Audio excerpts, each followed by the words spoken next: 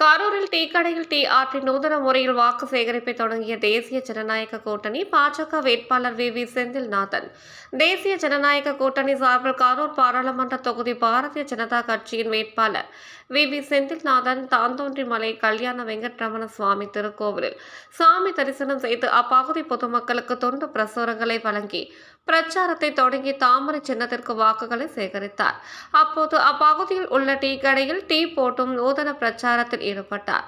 அப்போது உடன் பாஜக, பாமக மற்றும் கூட்டணி கட்சி நிர்வாகிகள், பொறுப்பாளர்கள் என ஏராளமானவர்கள் கலந்து கொண்டு சிறப்பித்தனர்.